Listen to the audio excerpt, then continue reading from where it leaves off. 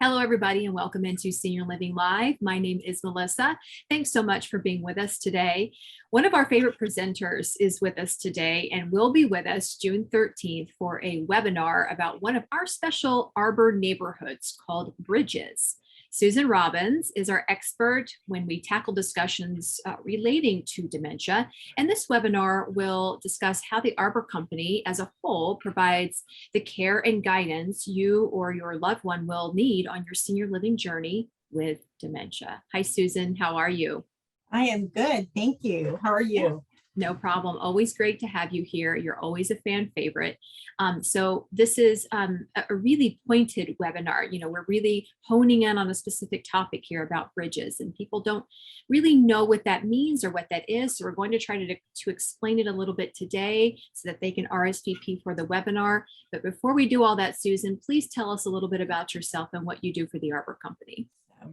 Well, I have the pleasure of supporting the Arbor Company in many different areas, but all things pertain to dementia.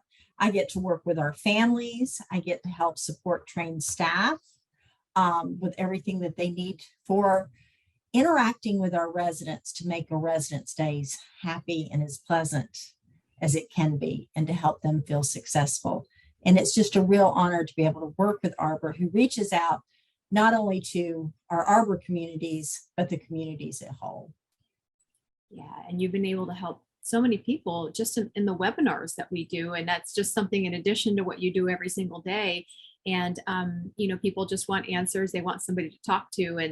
And like I said, you're one of our favorite presenters for sure, without question. So I know that people are going to hop on here just to hear you speak again about this topic. So can you explain some of the needs that people living with dementia have? So, well, one of the biggest things we tend to, when we care for somebody, we always look at the physical of what somebody needs. We know they need to take their medicine. We know they need to eat. We know hygiene cares need to be taken care of. But you can't see dementia. You can't see what's going on inside their brain. So it takes special education, understanding, and a great deal of patience to make somebody's life different so that they can feel the best they can be. And with Arbor, we have the separate neighborhoods or programming that allows people to feel successful, be with their cognitive peers. We talk a lot about that. And that's where it gets into my cognitive needs so that my emotional needs are met. Yeah, so let's dive a little bit more into that about what Arbor does to meet those needs within, you know, their senior living portfolio, which includes independent living, assisted living, bridges, and memory care. So, break it down. Assisted living means, again, it's not necessarily just physical. I may need physical needs along the way, and we know as a society how to help people with those physical needs. But in assisted living, sometimes people are in the very early stages of dementia and maybe don't even have a diagnosis. So we want to approach them and help them feel successful. They may forget things, but they're going to withdraw because I don't want you to know that I'm forgetful. But I can still function completely and just need a little bit of oversight and some reminders for different things so that I can feel safe. Bridges. In AL, I'm aware of my deficits, both cognitive and physical, but our Bridges residents, that in between, that's that middle stage, and we call them emeralds because nobody wants to be rated as a number. So we use the gym level process. And so our Bridges are our emeralds. And if you think about emeralds, that's that green light. I'm on go and I'm always ready to do stuff. I want to know what's going on. But I'm not aware of my cognitive deficits. And when you point them out, I get frustrated. I have problems sequencing things, but I'm unaware of the mistakes I make. Like I may put clothing on over something that should be, I'll put my sweater on first and then my t-shirt on over that. So I need things laid out for me and sequenced through. But I don't want you to tell me to do it. I just want you to set me up for success. How does the Bridges neighborhood differ from memory care?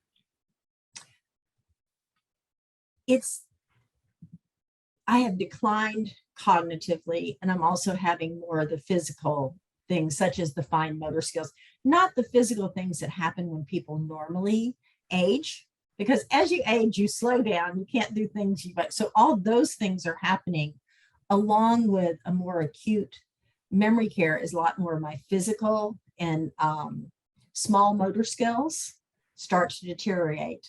And in Bridges, we're going to sequence things for you, set you up for success, and offer choices. And I may give you 2 or 3 or 4 choices in Bridges, but in memory care, I'm going to need this or that, indefinite. And maybe I even need visual cues because I've lost a lot of my language.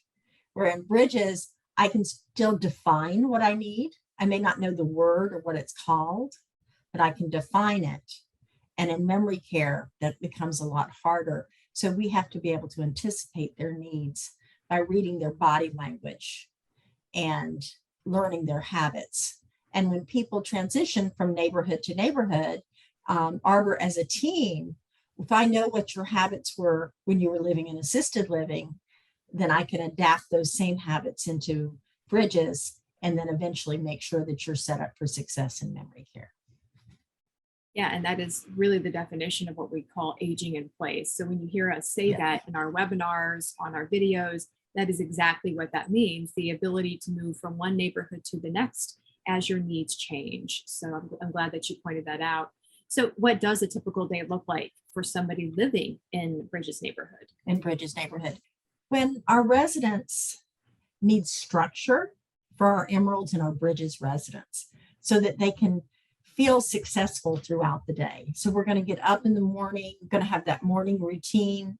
You know, if I'm normally a person that likes showers in the morning, we're going to look at being able to continue to do that for you. Getting up and a wake-up call. Some residents in Bridges can still completely dress themselves. Some may need some physical help based on my physical needs and not necessarily my cognitive needs, but I'm going to need the setup so that I'm dressed appropriately for the weather and stuff, because I don't make good decisions and I'm just going to wear what makes me feel good.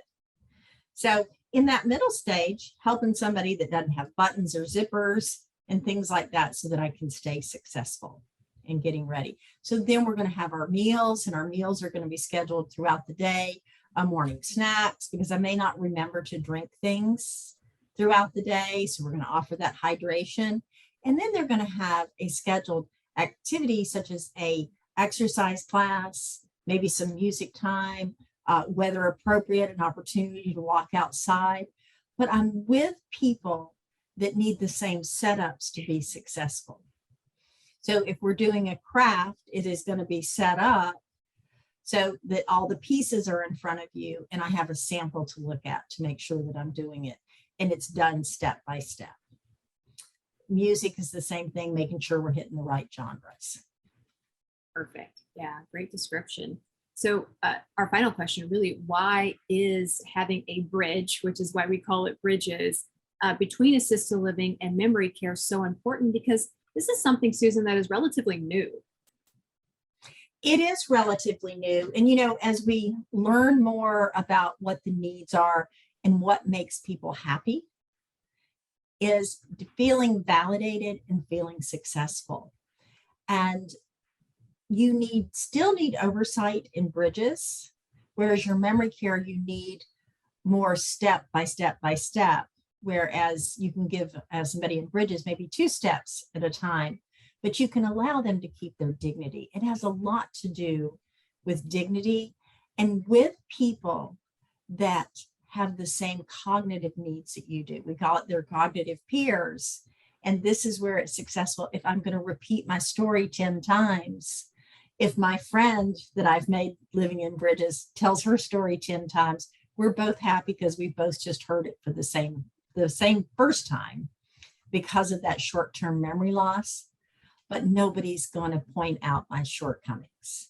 And the different neighborhoods allow people to be successful without their deficits being pointed out. That sentence right there in a nutshell is perfect to set you up for success. I love it so much. It is a wonderful neighborhood. It is just the way that Arbor has these structured neighborhoods so that each individual can be successful is really phenomenal, and it does work. So we will, of course, talk about all of this, so much more in this webinar, including Arbor's award-winning Dining with Dignity program. We're going to touch on that, the training that our staff receives, and the specialized care we see in this neighborhood, and of course beyond. Susan, we cannot wait to see you on June 13th. Thank you so much for being here. Thank you for having me. Look forward to it. Yeah, you are always welcome. You have a permanent spot on any webinar that we have for Senior Living Live. So thank you, Susan. Now, this webinar, if you want to RSVP, it is called What is Bridges at the Arbor Company? Pretty simple. It is June 13th, as I mentioned. You can catch it at 11 a.m. Eastern Time. We hope to see you then. Have a great day, everybody.